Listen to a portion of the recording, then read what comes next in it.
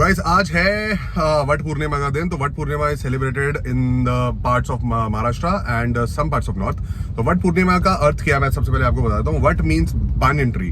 तो वट पूर्णिमा पे it's based on Mahabharat में एक स्टोरी है, उस लेजेंड पे बेस्ड है। तो वो स्टोरी ऐसे है कि चल तू बाहर चल, पानी और डालना, मिल जाएगा ना वहां से।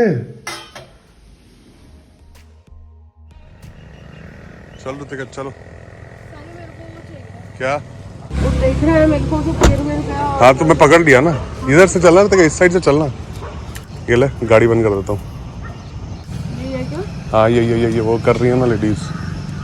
जाओ बांध दो तुम्हें। हैं? हाँ मैं बोलता हूँ ना, चलो ना। ताई ऐका ना, ये नवीन आहे येत नाही, पंजाबी है थोड़ा आणि मी मराठी है। मेरे को बता दो प्लीज थोड़ा सा। जा ऋतिका।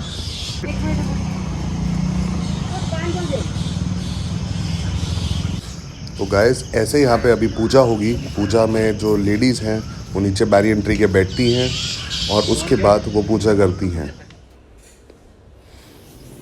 पूजा के बाद वो उनको जो बैरियर ट्री है उसको 2-3 फ्रूट्स, कुछ चावल चढ़ाती है। उसके बाद एक वाइट धागे से पूरे बैरियर ट्री की परिक्रमा लेती हैं। ऐसे माना जाता है कि बैरियर ट्री के 5 से लेकर 7 चक्कर लगाए जाते हैं।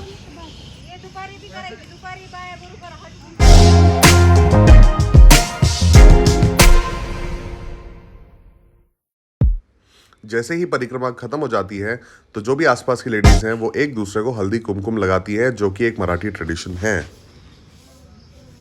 Also according to the tradition Haldi Kumkum के बाद फ्रूट्स एक्सचेंज भी किए जाते हैं।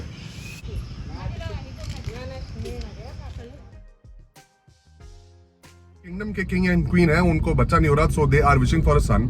सो वो भगवान से प्रार्थना करते हैं। तो उनको एक सपने में जो भगवती आती है उनका नाम होता है सावित्री। वो बोलते हैं कि you will be blessed with a daughter and तो कुछ टाइम बाद, कुछ सालों बाद उनको एक डॉटर मिलती है और वो उनका नाम सावित्री ही लगते हैं। तो वो इतनी सुंदर होती है कि वो किंगडम में उनके जो पिताजी होते हैं, जो जिस किंग ने वरदान मांगा था, वो बोलते हैं कि बेटा आप जाओ और आपको जो पति चाहिए आप वो चूज करके ले आओ, हम लोग आपकी उनसे शादी करा देंगे। तो वो जाती है और 2-3 महीने के बाद वो आती है और वो बोलते हैं कि ये सत्यवान है और उनको इनसे शादी करनी पड़ती है।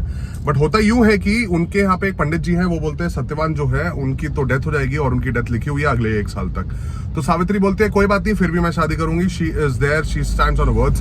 सो उसके बाद क्या होता है कि जब उसकी सत्यवान जी का जो डेथ का टाइम, जो डेट है वो पास आने वाली होती है, तो सावित्री उस दिन 3 दिन का उपवास रखती है। और वो सत्यवान उस टाइम क्या होता है, एक बैनियन ट्री के नीचे कुछ काम कर रहा होता है। तो वो वहां पे वट के पेड़ के नीचे काम कर रहा होता है। तो वहां पे वो थोड़ा वीक पड़ने लगता है और वो थोड़े वीक पड़ने लगते हैं तो वो उसके बाद धीरे धीरे अपने प्राण खोने लगते हैं।